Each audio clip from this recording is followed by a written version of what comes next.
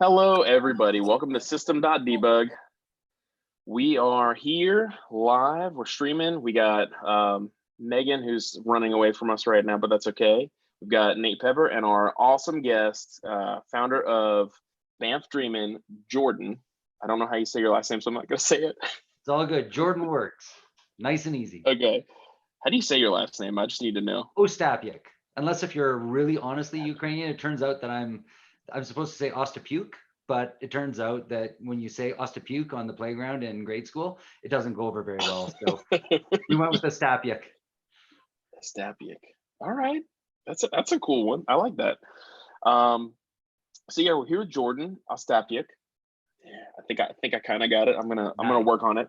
And we're gonna be talking about all kinds of cool stuff. Banff Dreamin, where Jordan's from, what does he do, things like that. Awesome stuff. So here we are. Welcome to System.debug. I don't know if we do a thing anymore. Nate, do we do the thing?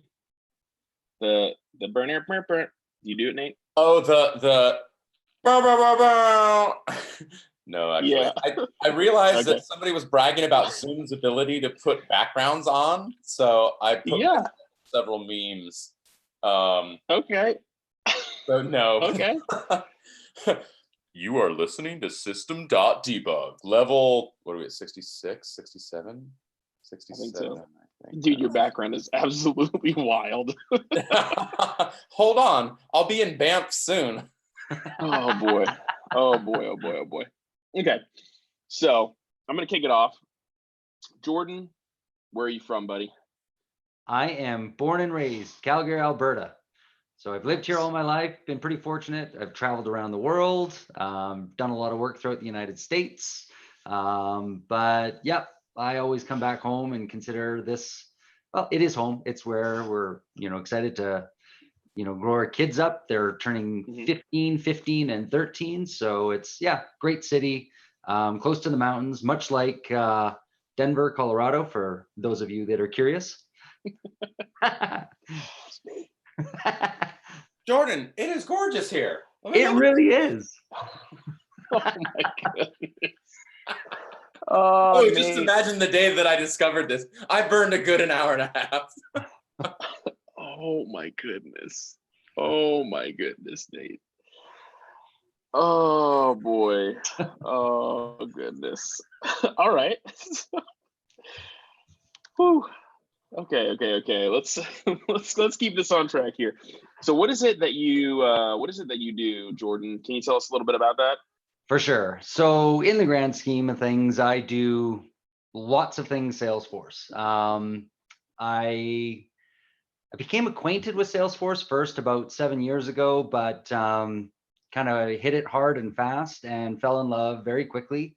I've been a consultant pretty much since about 2001, and kind of with that in mind, doing a lot of different, platform type work, from CTI telephony type solutions to Microsoft SharePoint type solutions, custom dev.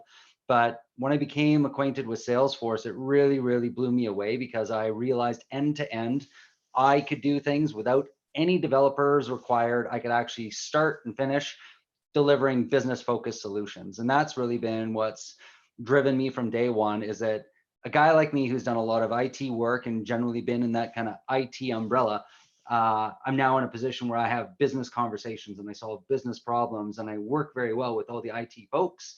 Love IT, but in the end, I really get excited that I get to focus on delivering business solutions. And right now I work for a company, Online Business Systems. Online Business Systems is actually based in Winnipeg, the city that stole your favorite hockey team. And they're an amazing company, 33 years of history focused on digital transformations, digital security, and we are focused on the Salesforce part of the practice, really building that out and doing much like I just explained, delivering business-centric solutions for all of our customers. Nice. So you effectively you're like a one in a million. You've bridged that gap between IT and business, at least for yourself and for your organization, right? That's something that we all kind of maybe not necessarily aspire to. That's what I aspire to for sure. But a lot of us in the tech want to have a little bit more of that business lingo, so that we can actually talk more business to business people, and they can understand us. Right. For sure. So that's awesome, man. You're definitely going in an awesome direction there that not most of us, or a lot of us, can't really fathom, not yet, at least this guy. So tell us a little bit about this Banff Dreamin stuff. I, in fact, don't know anything about it at all. I know Megan's a huge fan. I'm pretty sure Nate is a pretty big fan. I'm sure that Nate's at least heard of it, but I have no idea what it's about. So can you give me the quick and dirty on Banff Dreamin, or I mean, go into as much detail as you want, actually. For sure. Yeah. Well, I mean, I'll just kind of start kind of brief. I know you guys are kind of drilling into a few other points on it, but really, most importantly, it's a community event. So I'm just the guy trying to put things together. I'm also our local community group leader and the admin group. And it's really, I'm passionate about what we do. I'm passionate about, the successes that I've, achieved with all of the existing companies I've served over the last, 7 years. And this is the opportunity to help our local market go beyond what their initial use case was. So generally speaking, I've found the pattern that someone says, I've got a problem, I want to fix that problem. And they become acquainted with Salesforce, and they basically say, I'll solve that. And this is basically what Salesforce is good at. And quite often it is a sales-based situation, right? They get in with sales, CRM, and stuff related to that. But I think what the opportunities really are is that there's so much more that we can do with this platform. And so the real opportunity is getting people to leave their enterprise walls, get out of the office, go to the mountains for a day of just, fresh air, introspection, sharing and networking, and learn more about what's actually possible with the Salesforce platform. And events that are driven by the community, they're much like a Dreamforce, but just much, much smaller scale. You've got sponsors, you've got, our speakers covering all sorts of amazing topics. And it's that opportunity to make sure that we share that knowledge and try to help people find a different path to their respective success, and leveraging some of the, pains and challenges that others have already faced over the, years that they've been using the system as well. So nice. Jordan, I have a quick question. Yeah. What was your first non-Dreamforce or Trailhead DX event? Like, it could have been a Dreamin event, but it also could have been one of these smaller tours. They change names every 2 years. Yeah, I think my very first was actually probably an Essentials, I think it was called. Salesforce comes to various cities and does like an Essentials event where they had a couple of speakers, and they actually had a couple of booths as well. So when you kind of finished the main hall, you went out and kind of talked to a few sponsors, and I think that was my first exposure. But my first Dreamin event or community-led event was actually where I met you for the first time down in Tahoe Dreamin. Down in Tahoe, way down there. Sure. That's great. Yes. Sorry. Well, I'm north of Tahoe, so of course, yeah. So was it at Tahoe Dreamin, or was it more at that Essentials meetup where you went, I want to do something like this. Like, I want to have these more often, or I want to bring this home. Yeah, actually it was even before that event happened. What happened that really spurred this entire, idea and kind of excitement was a tweet from Megan. Megan sent something out around January 2018 where she was like, look at all the community-led events that are happening here in 2018. I read through the entire list, and I think way back then, I can't remember what the number was. It was somewhere around 20 some. And out of that entire list, there was nothing in Canada, zero. And I was like, what? Wow.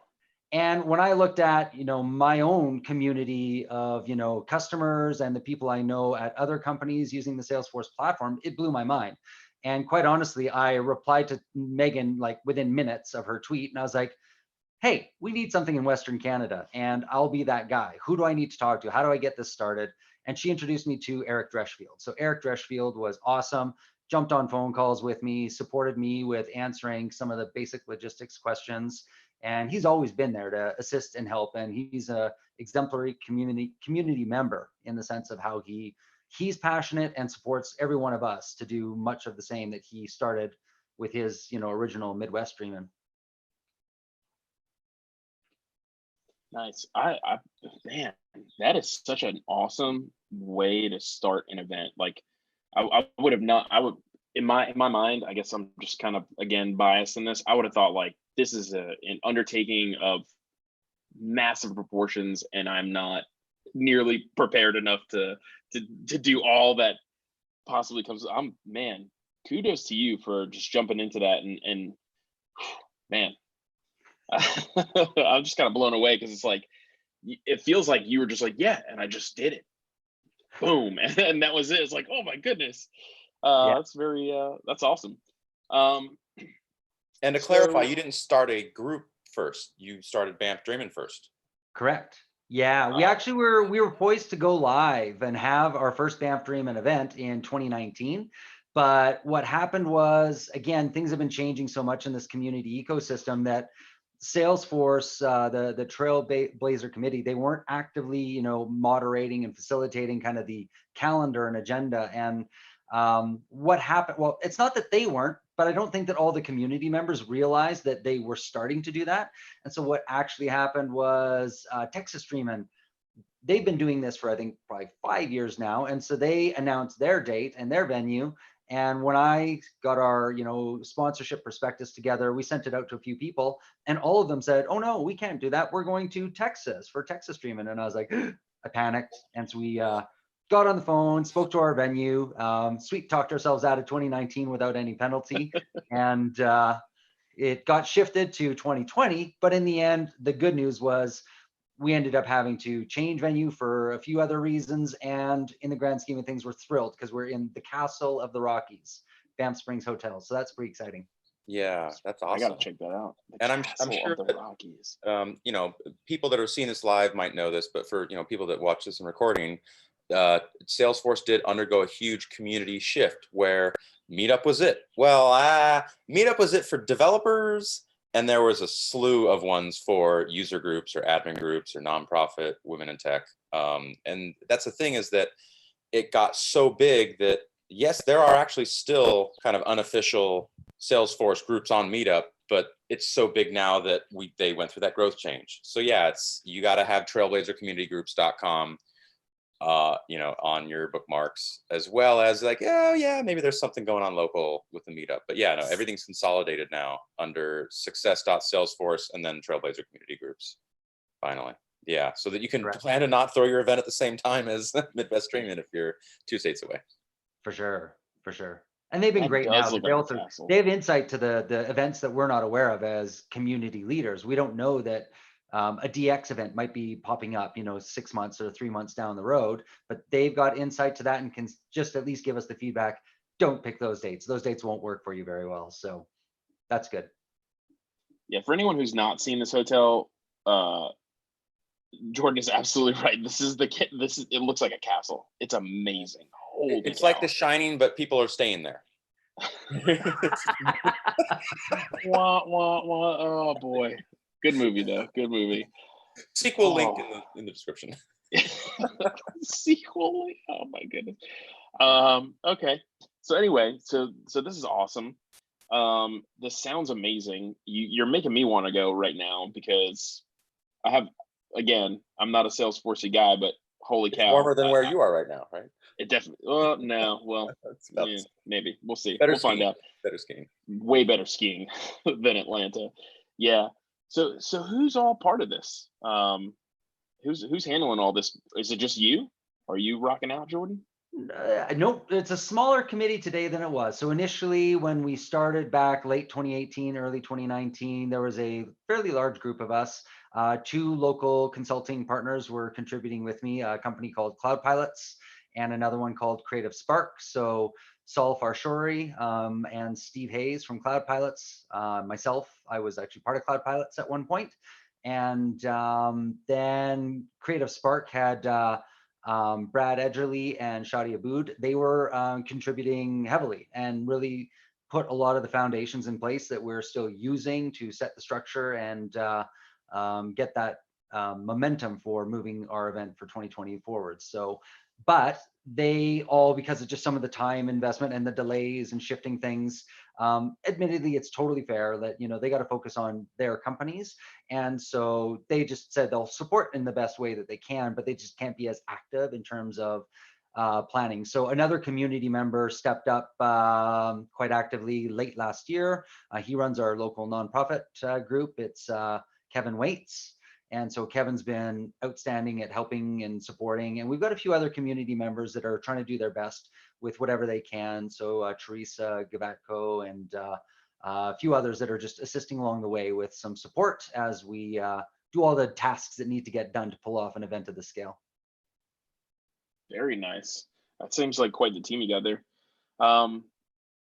So when you're all kind of coming together, right? And this is all forming, like it's all kind of nebulous at first, right? And you've got these people who are stepping in, stepping up, and kind of helping you out.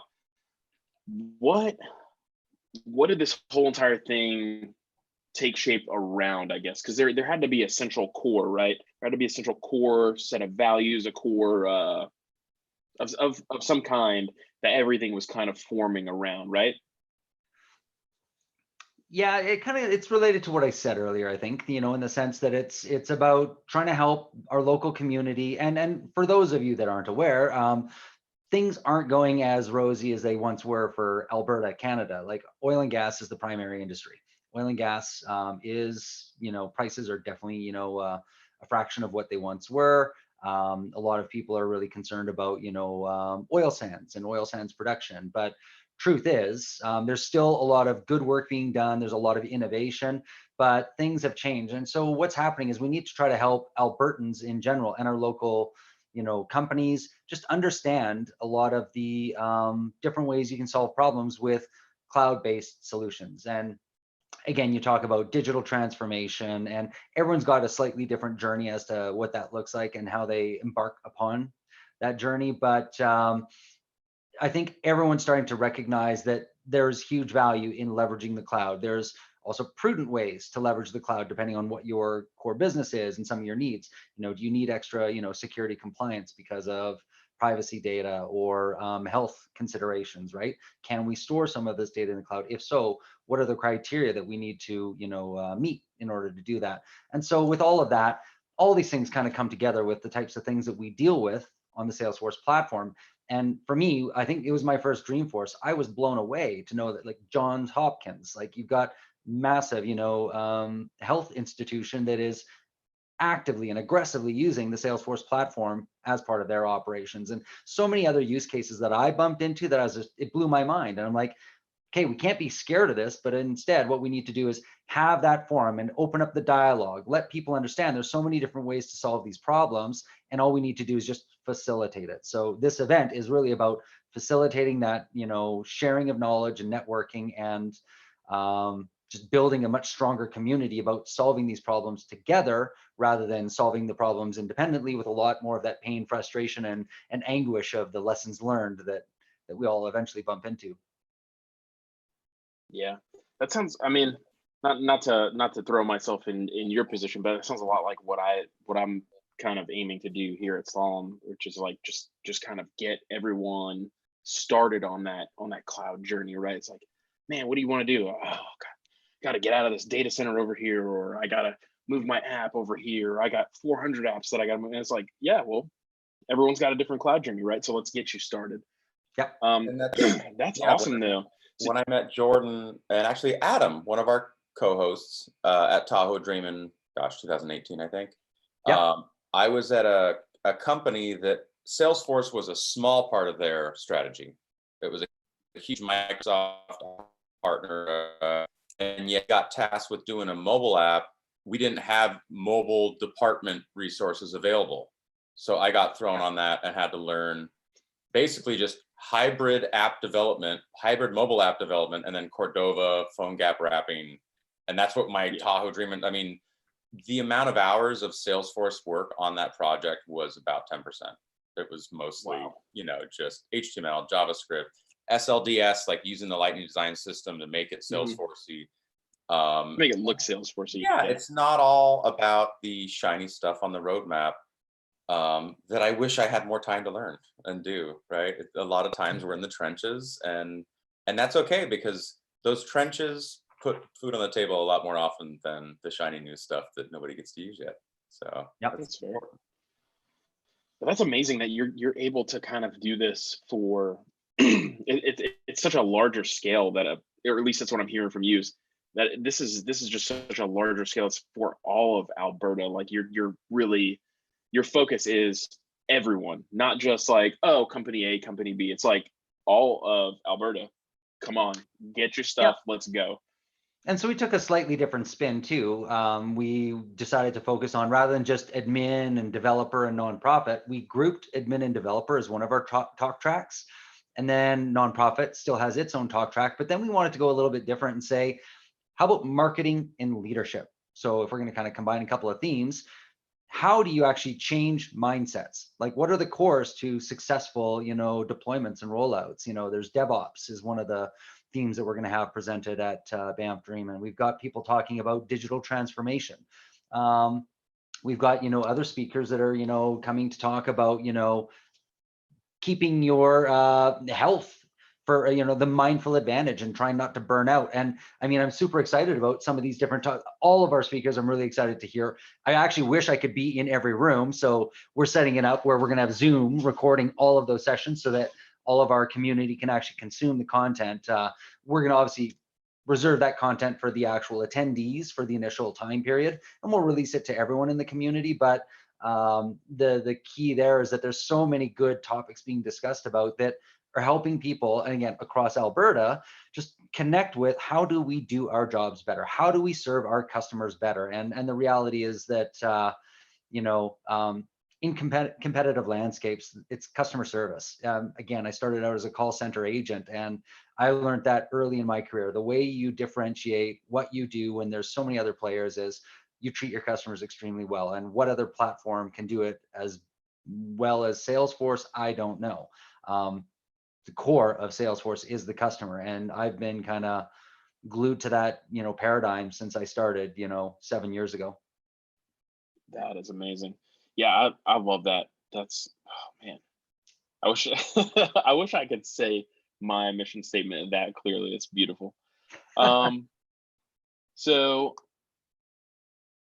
who, I know you were talking about some of the speakers that you want to see, right? So who is doing the keynote? I didn't hear you mention that. Keynote is Peter Coffey. Peter Coffey, Peter Coffey, VP of Strategic Research for Salesforce. Southern California-based Peter Coffey. Yeah. So is that his like full name now or something? Southern California-based Peter. Okay. All right. There's a few of them, I guess, right? So you have to qualify. Okay, that's fair. Who else? So we got Peter Coffey, big name, right? Who else is speaking? Do we have any other fun big names? I don't know if they're big names. I highly respect each and every one of them. Honestly, Okay. This is what gets me excited about like the Salesforce community, the people that are willing to kind of put themselves out there and speak in the public forum, share their knowledge, engage people after their speaking session. And again, it's really help. How can I share some of my knowledge to help you avoid some of the pitfalls and achieve a successful outcome with less pain, anguish, and frustration? So, a lot of other speakers that we've got, but again, we're covering topics like marketing specialists. There's other, nonprofit specialists, people that are talking about how do you actually design an app? You've got people talking about artificial intelligence and how do we actually incorporate that to like do things like detect fraud early. And I spoke about like DevOps. How do you actually, change your mindset, whether you're doing code or even just declarative? How do you want to integrate a better release and deployment model so that you can actually deliver better functions for your external customers, your internal, user base that needs that functionality to get, customer problems solved? It's all pretty awesome. And we got, several Salesforce people that are coming up as well that are talking more about how you extend things onto Heroku, keeping things in mind about leverage the idea exchange and share your knowledge and ideas there so that we can not just within communities, but solve problems on the Salesforce platform by making sure we use that tool as effectively as possible. Yeah. So solving problems, that seems like the main that main theme that's kind of running through the whole entire thing, right? Just solving problems, helping other people solve problems as well. Nice. Well, I mean, honestly, think about any company that you've worked with in the last decade. Which company didn't have a problem, first off? And the answer is none. And then, Yeah. it doesn't matter the scale of company. We walk into any enterprise, and it actually big or small, it doesn't matter the size of the organization. Someone is running a portion of the business off a spreadsheet. It's not wrong, but in the end, can we do better? So Is when it you look at it that scalable? way, it's about helping each other Yeah. succeed. So not always maybe problems, but how do we optimize? How do we grow our bottom line? How do we keep happier customers and change that, quality of service that we're delivering? And when you have the right toolkit supporting you, I think that's when it all becomes possible. Nice. So I heard a rumor about one of the speakers, and I heard the rumor is that Megan is one of your speakers. Is this true? She is, and she is kind of famous Okay. actually, and she is gonna impart her superhero skills, and she's gonna help all of us become a community superhero as well. So yes, Nice. very excited to have Yeah. Megan. Megan is the person, again, if you recall when you asked me earlier, she's the one that kind of started me down this journey. When I replied to her tweet, she connected me with Eric. Eric responded, and things happened within days. Actually, it was literally 2 weeks later, and all of a sudden I was on a plane and down at Tahoe Dreamin talking with Nate. Nice. It's kind of like that's the one thing I envy about everyone who's in the Salesforce community. I'm really less of a Salesforce community person. Um, so I'm not really in it. I'm more of a whatever you want to call me, a generic person. But I just envy that, like, I don't know, that kind of everyone helps everyone else, and everyone's always cheering other people on. It's so nice and so wonderful, and it just feels so warm.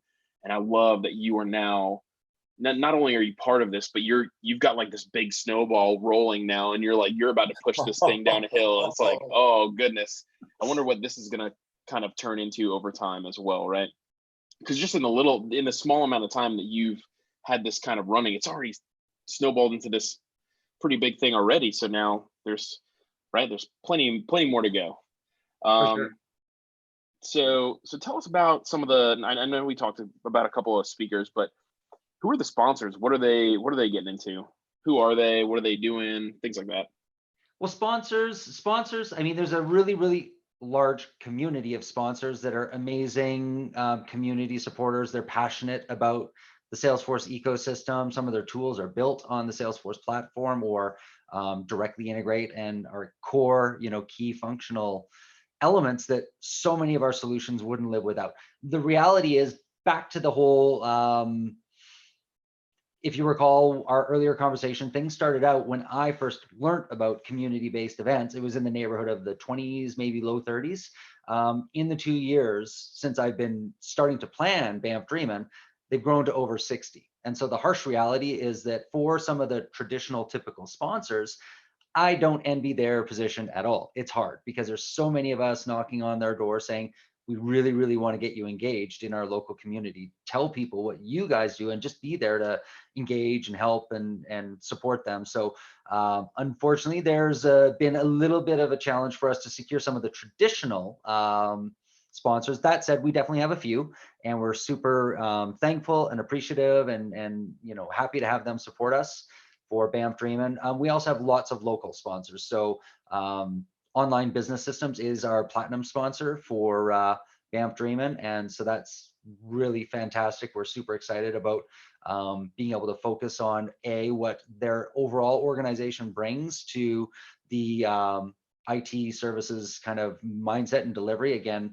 focused on digital transformations and digital security type consulting and guidance, and now really focused on building out the Salesforce practice. So Online Business Systems will be there, Cloud Pilots, Creative Spark, and still working with a few other local. There's a few actually app vendors that are here based in Calgary, Alberta. One's been getting a lot of notoriety because they are a little success story for Alberta, because they built this learning management platform, Absorb LMS. They're based here in Calgary, Alberta. Well, they're now grown up to the point that they can't work out of small offices, and they're taking a fair amount of space out of one of the newest, largest buildings in our downtown core. So just really a testament to their success and growth as a App Exchange partner. As well as there's a couple of others, one focused on, lean project management and having a really, really robust tool. So I'm hoping to have them attend Banff Dreamin as well and engage a lot of the local people and just be contributors to the community, because if nothing else, we all have a role in communicating and supporting one another that way.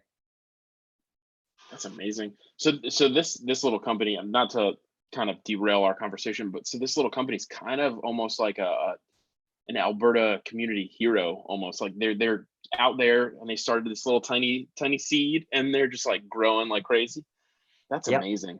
Oh man, what a good success story. I love that. That's pretty cool. I believe they're over 200 employees. Don't quote me, but yeah, they're okay.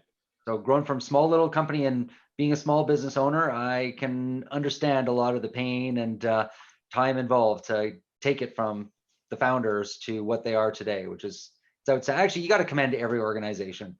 Look at Salesforce, as well with Parker and Mark, making the choice to start this thing with just a fabulous idea, and look at how huge it is today. And it's pretty amazing. Yeah, I mean, I guess the belief really is what drives that, right? Because you're not sure, you don't know for a fact, like you can't know, you can't predict the future, but you're like, you know what, this little idea of mine might have some legs. Let's see where we go with this, right? And they just take off running, and you see what happens. And in the case of Salesforce, and in the case of this awesome little Alberta company, just skyrocketing, which is amazing. I love to hear that kind of stuff. So in the same spirit of that question, right? When we're looking to community, when we're looking at our communities themselves, nonprofit always kind of comes up, right? That's kind of the gem of the community, right? So can you tell us about the nonprofit mentality a little bit more, surrounding Banff Dreamin and all that? Yeah, so as I mentioned earlier, there's a dedicated talk track for nonprofits specifically at Banff Dreamin. A lot of the work that I've done over the past 4.5 years has been focused specifically on nonprofits. And I think the mentality, this is Megan. She's kind of prompted me to make sure this kind of got into our conversation, I think. So she and I are having a chat, and what really resonated with me, and it just kind of something that stumbled upon me in the last month. One of the weekends while I was doing all this work, still trying to get things together for Banff Dreamin, and I'm constantly talking to different people and trying to explain why am I doing what I'm doing. The reality is, like, I am a community member, but the really, really funny thing is, I realized, what about nonprofits? Nonprofits, fundamentally, they are collaborating and sharing and ultimately trying to help people that may be less fortunate in one regard or another,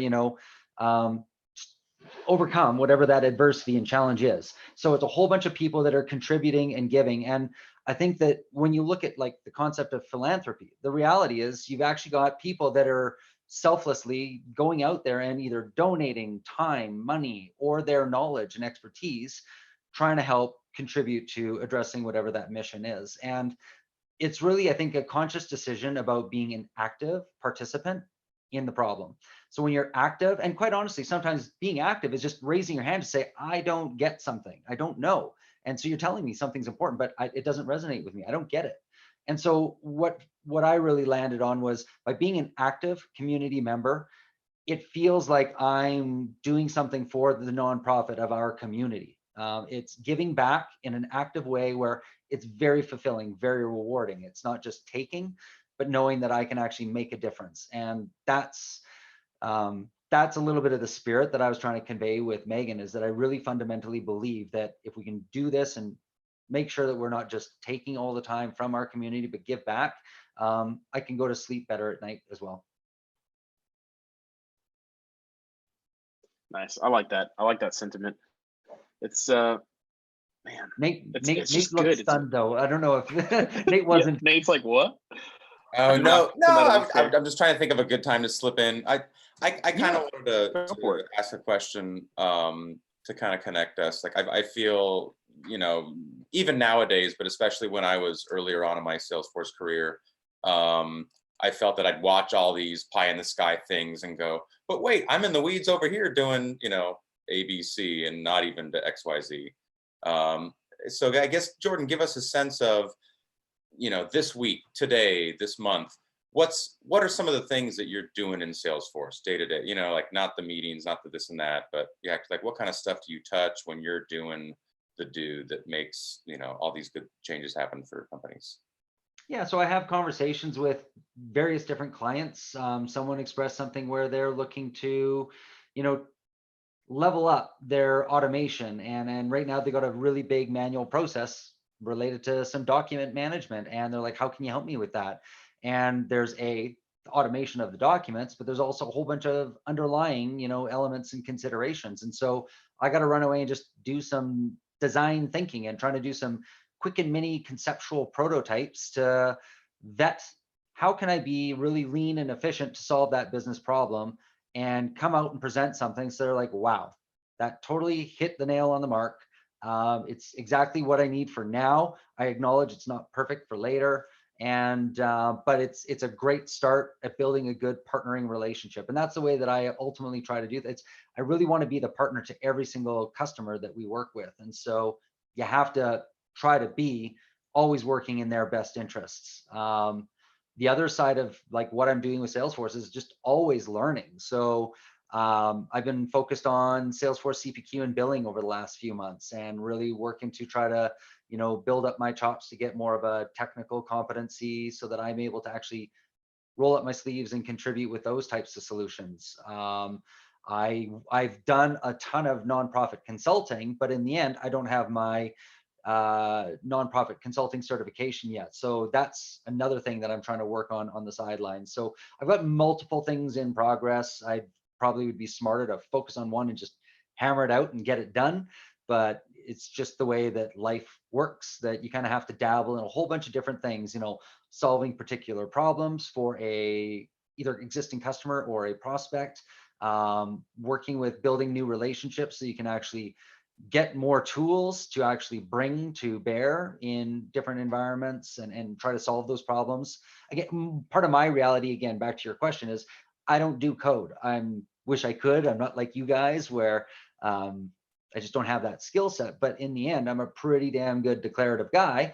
So sometimes it's like, how can I devise a really wild and crazy flow that solves this, that always performs, you know, regardless of kind of the parameters being thrown at it, and give automation that arguably, with enough time and training, any client is going to be able to sustain and support that on their own, and they don't need to worry about writing code to change it as the process changes. So As a developer for, I think, 8+ years now, I'll tell you what non-coffee drinkers, what I tell non-coffee drinkers and what my dad used to tell people that weren't doctors: don't start.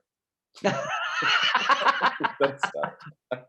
But awesome. so that I'm going to be very interested in watching the recording of that DevOps section, because yeah, just Git, sandboxes, SFDX. I mean, Yep.